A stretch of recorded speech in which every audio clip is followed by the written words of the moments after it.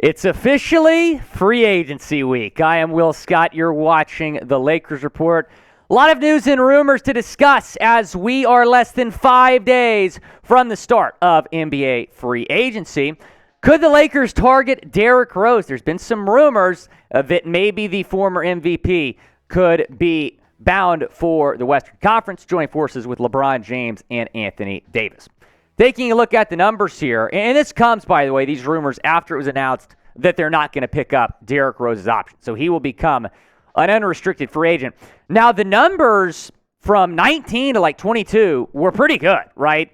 He was a good role player for New York. Now, didn't play a whole lot the last two seasons, just 27 games last season. Had a minimal role on a Knicks team that made a playoff run going to the Eastern Conference semifinals. 5.6 points per game, 1.7 assists per game, just shot 38.4% from the floor. Now, when you're talking about bringing Rose to L.A., I think anything larger than a vet minimum deal really doesn't make sense for the Lakers. Number one, Derrick Rose, not the same player, obviously. Number two, the Lakers have very little cap space. Taking a look at what ESPN had to say here about Derrick Rose. Rose remade himself into a valuable role player after a slew of injuries hampered his ascent to superstardom after becoming the youngest MVP in NBA history in 2011. Acquired by the Knicks in the middle of the 2020-2021 season, he helped New York make the playoffs while finishing third and sixth man of the year voting that year. But he certainly had a drop-off since then.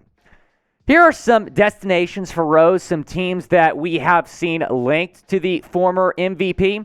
The Lakers are up there, man, especially when you consider the fact they could maybe use some point guard depth, depending on what happens with D'Lo. Chicago Bulls, the Knicks, I could totally see him going back to the Bulls. The Knicks, maybe, if he wants to go back there, but again, they didn't pick up the player option. The Warriors and the Sixers, some teams to watch here for D. Rose.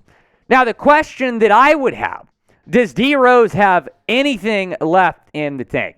I think so. Do the Lakers think so, right? Does Rob Pelinka think that he could make some sense? That's the question that they have to ask. But I could see him maybe being a, guy that could come in and be a valuable backup point guard. Should the Lakers pursue Derrick Rose? Type S for sign, or if you're thinking, nah, he's kind of washed, type P for pass down in the comments section. What should the Lakers do here? When you're talking about Derrick Rose, let me know.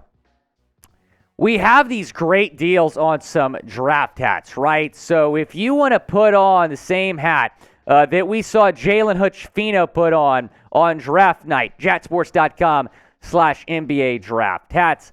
Go do that link below, chatsports.com/NBA draft hats. Go get your Lakers draft hat right now. That link is in the comments and the description of today's video. Now, the Houston Rockets are going to be aggressive this offseason. They have more cap space than any other team, and they're apparently going after both Lakers free agents in Austin Reaves and Rui Hachimura. Like I said, Rockets have the most cap space of any team in the league by a wide margin. $13 million margin, to be exact. $13.2 million.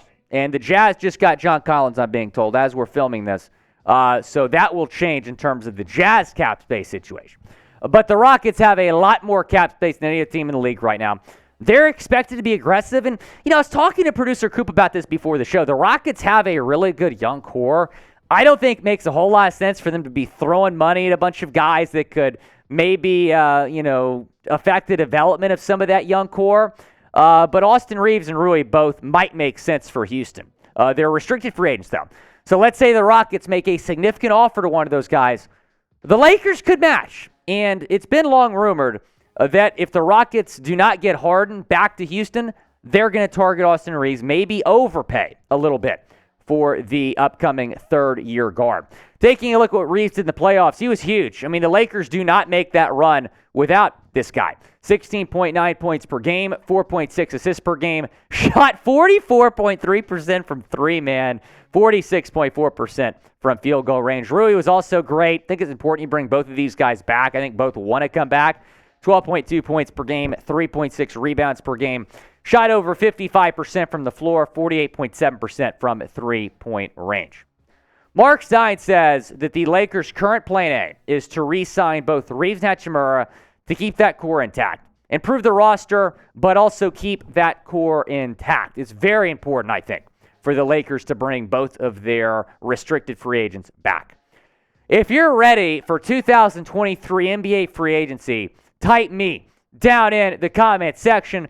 I'm fired up. I think you guys are fired up as well. It is going to get wild beginning on Friday. We're going to be live on our Chat Sports main channel. Also going to get you guys some videos here on the Lakers Report. So be sure to join the fam of almost 51,000 subscribers. We're trying to get to 51,000 pretty soon here. So hit that subscribe button. Turn on those notifications if you want to stay in the loop. Might as well be the Rockets report as well today, because the Rockets and the Lakers here have been kind of going back and forth. Because according to The Athletic, the Lakers were considering Cam Whitmore at number 17, who the Rockets ended up taking at number 20. Here is what Jovan Buha said about this situation.